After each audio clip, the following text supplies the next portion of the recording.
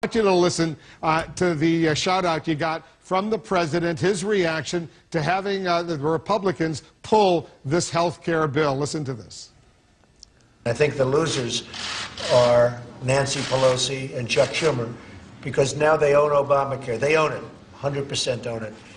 And this is not a Republican health care. This is not anything but a Democrat health care.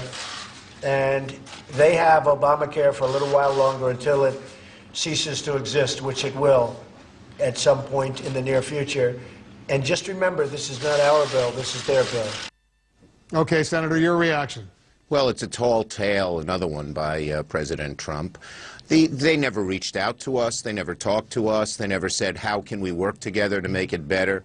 The failure is, of course, completely among the Republicans, President Trump and the Congress. They weren't even trying to get Democrats involved. And now it's about time for the president to lead, not to name call, not to blame, but to lead, to simply say people are going to suffer and someone's to blame. That makes no sense at all. If you're a real president, you care about people suffering, and we're ready to work with the president. Let them take repeal off the table. Let him and Speaker Ryan, Mitch McConnell say, we're not repealing, and we'll work with improving Obamacare.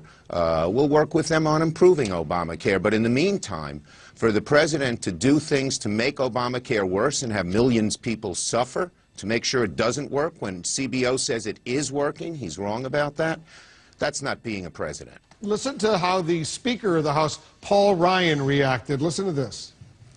I think we were probably doing the Democrats a favor. I think we were doing the architects of Obama a favor by passing this law before it gets even worse. Well, I guess that favor is not going to be given to them, and it's going to get worse. And so I don't think the architects of Obamacare, I'm sure they may be pleased right now, but when they see how bad this thing gets, based on all the projections we're being told by the plans that are participating in Obamacare, I don't think they're going to like that either. All right, go ahead and react to the Speaker. Well, again, Obamacare is working for millions of people. That's why there was such an outcry when they decided to repeal it. Can it be improved some? Of course. We've always said that. And once the Republicans take repeal off the table, we're willing to work with them to improve it. But it's far, far better having it than not having it. 20 million people covered, pre-existing conditions taken care of, college kids who graduate from college can get on their health care plan, women's health care taken care of, senior citizens getting reasonable cost health care, all of which would have been undone by Trump Care, and that's why the public was on our side. Last polls I saw, 57% against Trump Care, rather keeping and improving ACA.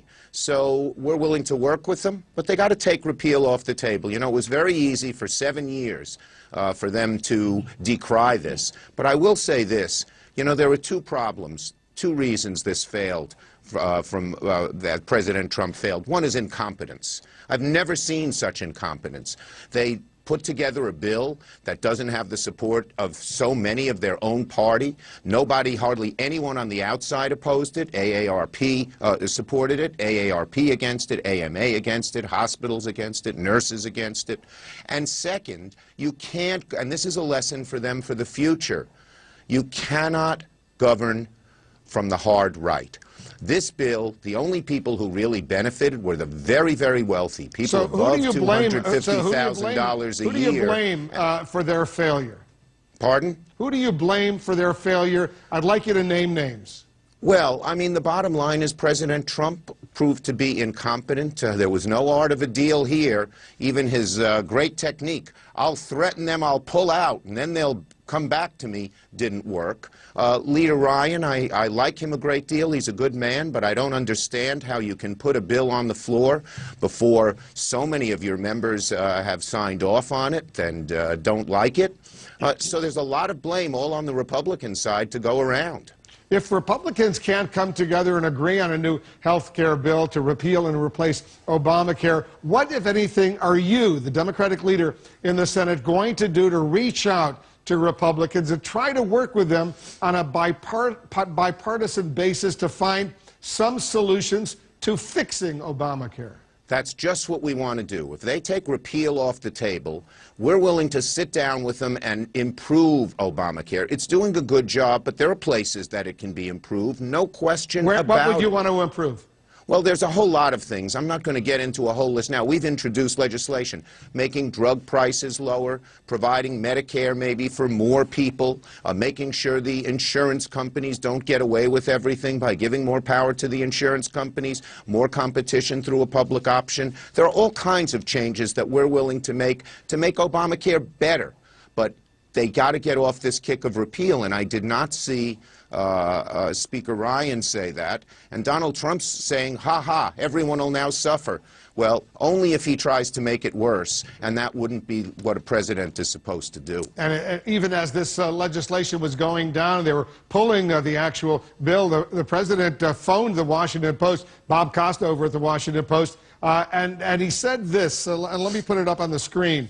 As you know, I've been saying for years that the best thing is to let Obamacare explode and then go make a deal with the Democrats and have one unified deal. And they will come to us. We won't have to come to them after Obamacare explodes. Will you come to the president now and try to make what he calls a unified deal?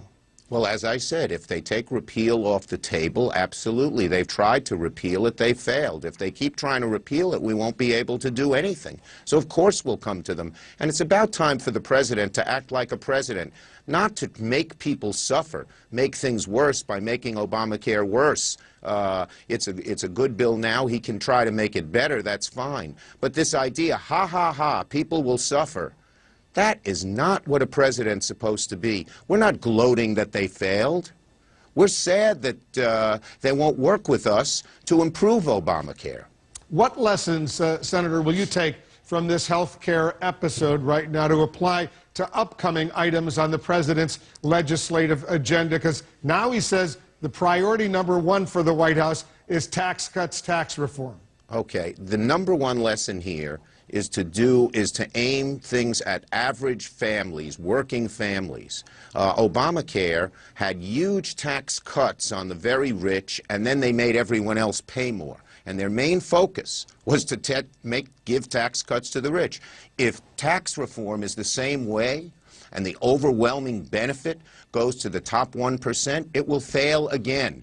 So the lesson that they should learn is focus on middle-class people. The president talks about average working families, but it seems every one of his policies moves in favor of the powerful few special interests, the very wealthy.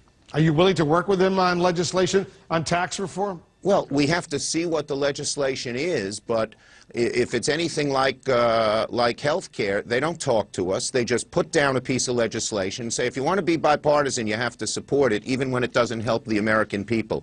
That didn't work last time, and it won't work this time. You know, obviously, if they're going to help middle-class people, it's something we'll look at.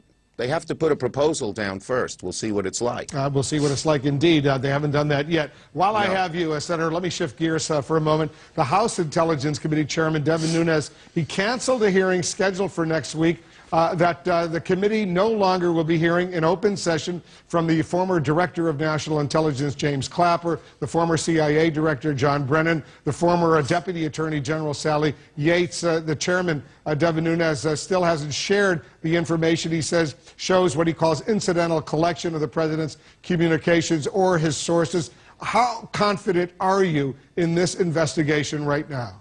Well, I don't have much confidence in Chairman Nunes. You know, the intelligence committees in the House and Senate have had a grand tradition of bipartisanship. Democrats and Republicans put parties at the door when they check into that SCIF, the intelligence room, where they can talk about classified information.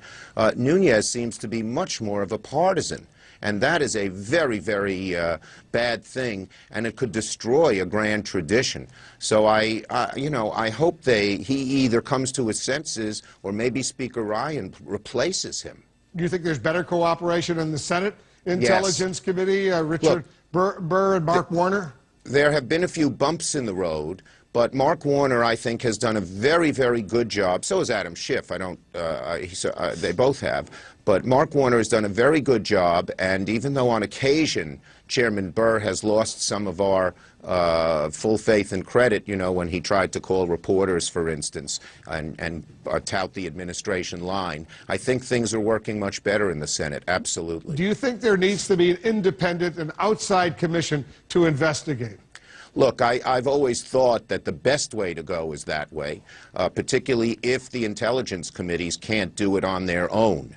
So we'll have to wait and see. You know, I have faith in Mark Warner and the Democrats on the Intelligence Committee. Some of the Republicans have been very bipartisan as well. We'll see where that goes. Is there evidence of collusion?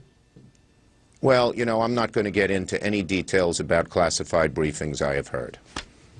Well, can you just give us a sense of what you don't want to say anything on that? No, I'm very careful about that kind of thing. Well, if they were to find some collusion or cooperation between what they call Trump associates and the Russian government, and they're meddling in the elections, going ahead in the cyber attacks and all of that, what would be the remedy? Well, I'm not going to, again, Wolf, I'm not going to speculate on something like that.